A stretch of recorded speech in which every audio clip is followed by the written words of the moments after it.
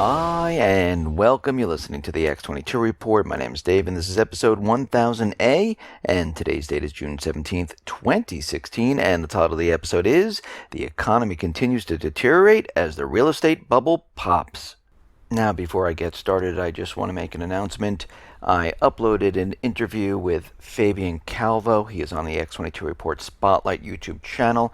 So you can go right over there and you can listen to the interview, or you can come over to the X22Report.com site, scroll down a little bit, look over to your right-hand side, you'll see the interview there. Or you can go to newssentinel.com. Same thing, scroll down a little bit, look over to your right-hand side, you'll see the video there.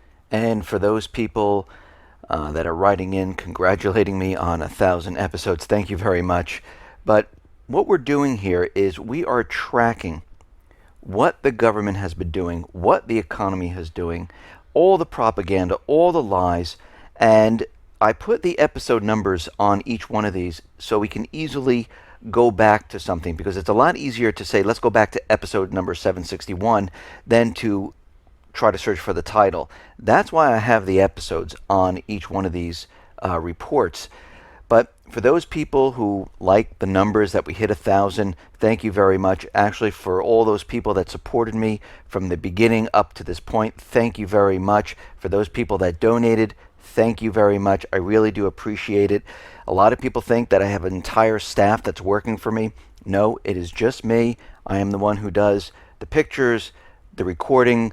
I upgraded. I used to have a $14.95 headset. Now I upgraded to a $29.95 headset. I try to use free software as much as I possibly can, like Audacity. I do throw them a little bit of donation money to keep them operational.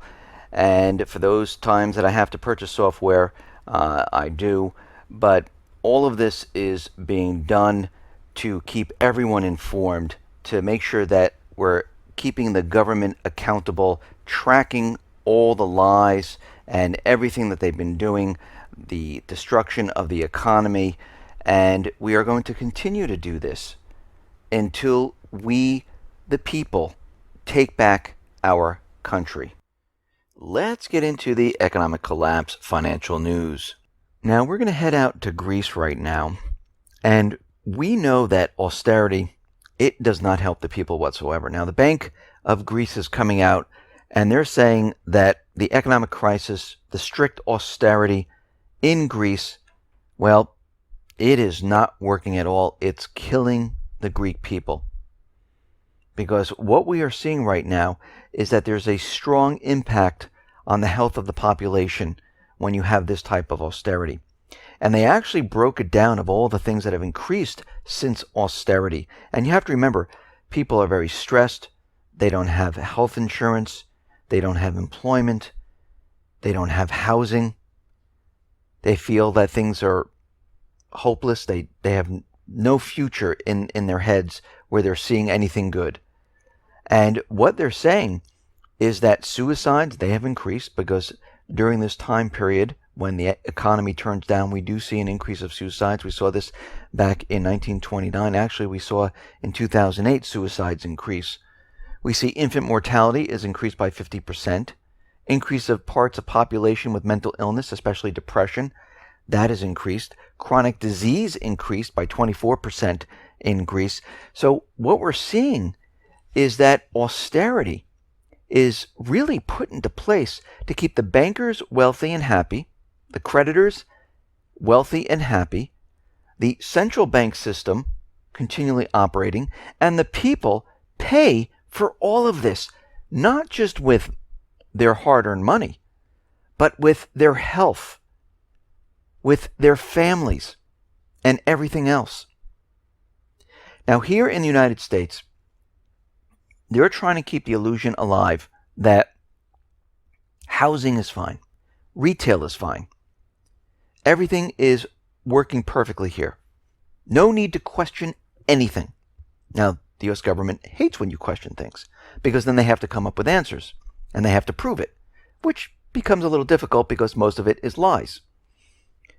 But we're starting to look at the housing market, and we see that housing starts, well, they declined by 2%.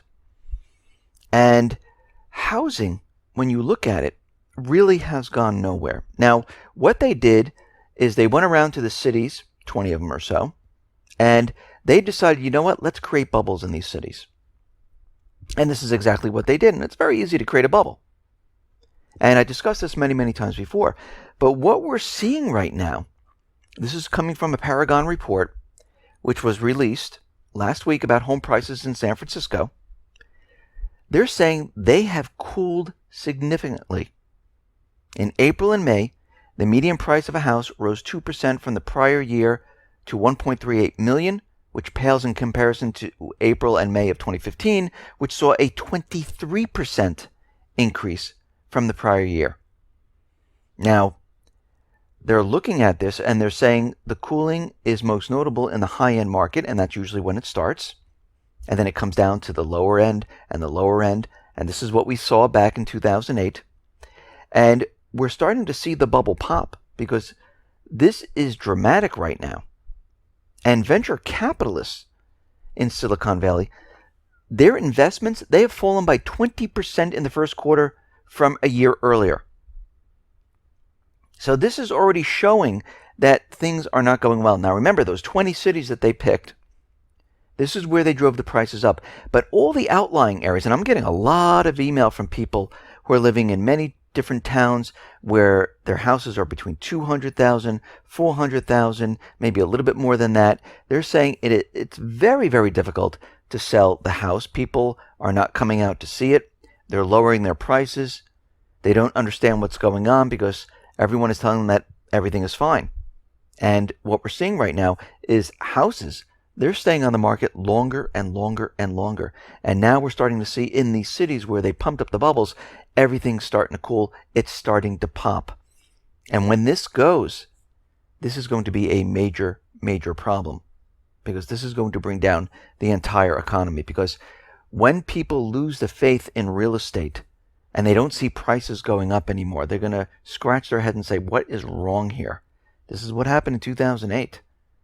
And everything just came to a screeching halt.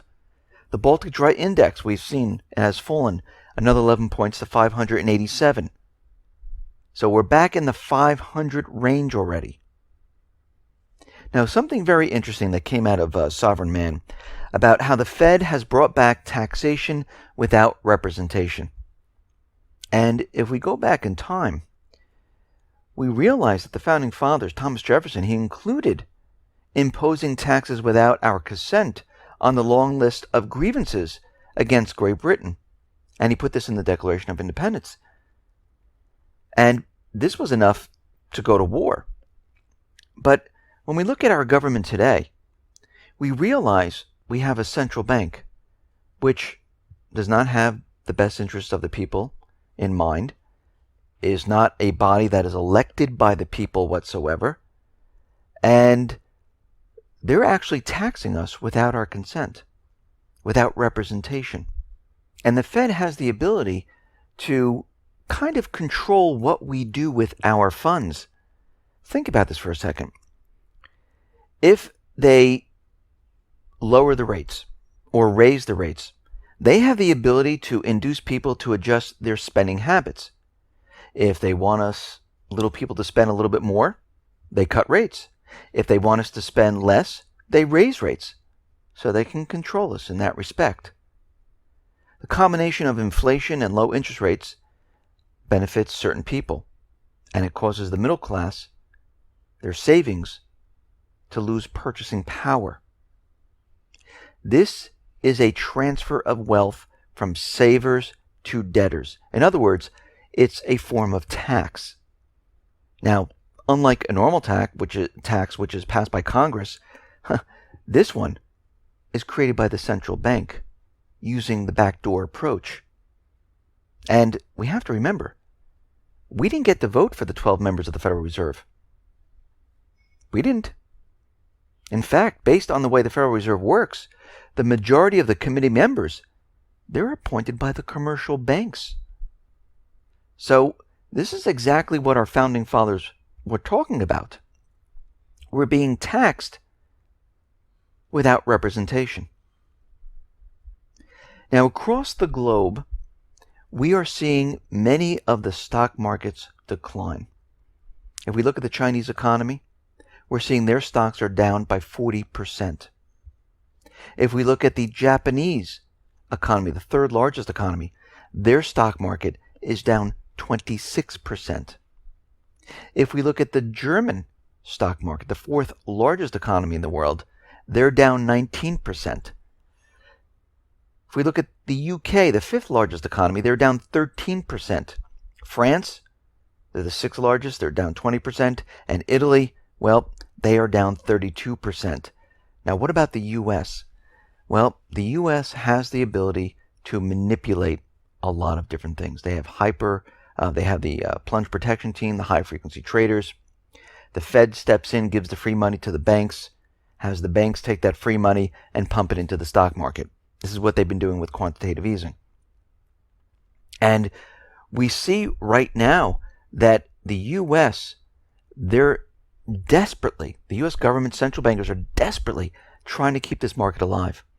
Because once the market falls, this is what the general population looks at to gauge how the economy is doing. And we know this has nothing to do with the economy whatsoever. But the U.S. government central bankers has brainwashed the everyday person to think that this is the gauge. And this is why they're trying so hard to keep it where it is. Now, of course, many people are making a lot of profits off of it. There's different agendas associated with it. But you can see their main agenda is to keep everyone's eyes fixated on the stock market. Now we see members of the European Parliament, they're now asking Draghi to unleash helicopter money. Now, when we look at the central bankers, they have done many, many different things. They've bought bonds, corporate bonds. They've used quantitative easing, kept interest rates low, some places negative. And one of the last things they're going to do is take the currency, create a lot of it, and inject it into the private sectors to hopefully stimulate spending by the people. Now, this might work in the short run, but in the long run, it will not work. Because what happens when you continually put currency into the nations, into the world? It devalues the currency, and then you see inflation. Then you see hyperinflation. And this is exactly what we'll see. And this might be their only solution that is left. We don't know. They always come up with all different types of solutions. But in the short run, people are going to go, oh, look, it's working. Everything's great. But in the long run, it's going to fall apart. And we're going to be back in the same situation, but worse. Now, out in the UK, we know Jo Cox, 41, she was shot dead and stabbed. The gun was homemade. And this was done by Thomas Mayer. He's mentally ill. And of course, they're using this to say that, it's the campaigners, because supposedly, allegedly, which I don't even think it happened, he screamed Britain first. And we can see this might have been done on purpose, as a false flag, as something to be used to stop what is going on in the UK, because as soon as this happened, the BREXIT campaign was suspended, is now suspended for the second day. Actually, the referendum vote is in limbo right now. They might put it off. We don't know. So we're going to have to watch that situation very, very carefully. The IMF right now is warning that the market rise in political risks threatens to derail the Eurozone's fragile recovery. They're already setting this up, trying to explain away why the Eurozone is going to fall apart. Actually, it has never improved. They're manipulating the numbers just like the United States. They're manipulating unemployment. Those people have fallen off. They don't count. If you look at the unemployment numbers, they have gone nowhere. They've stayed steady and in some places increased. And in those places where it decreased, they're using the same manipulation as the United States. So what does all of this mean? Well, everything that we've been tracking up to this point, we've been showing how the real economy has deteriorated, how it is collapsing every single day, and how the government continually manipulates and massages and lies about all the economic information just to keep people in the dark of what is really going on. Because all of this is being done on purpose, because they know their system is failing. We're tracking it every day, so when this whole entire system comes crashing down, nobody says, it just happened. Oh, it was China, it was Russia, it was the Islamic State. No, it was happening all along. Industrial production, manufacturing, retail, housing, GDP, unemployment. We've been looking at all of this, showing how we are in a recession, actually teetering on this Great Depression at this point. John Williams from Shadow Stats, he's saying the real unemployment numbers is 23%. So think about what we've covered and what the government has been lying about. And we can see the outcome, because all we have to do is look at Venezuela. Right now, there are food riots in Venezuela. I mean, they came out, they arrested about 400 people in the recent days. People are chanting, "We want food." They're blocking major streets. There are food shortages. People are in the markets fighting over whatever they have left. And the director of Venezuelan Observatory of Violence, Roberto Leon, is saying that the looting is going to continue because there's hunger. And he's saying the government's response is completely insufficient at this point. Now take what's happening there and move it to the US, Canada, Europe. It's going to be a complete disaster. Listen, everyone, thanks a lot for listening. Be well, be safe, and especially be prepared. Thanks a lot.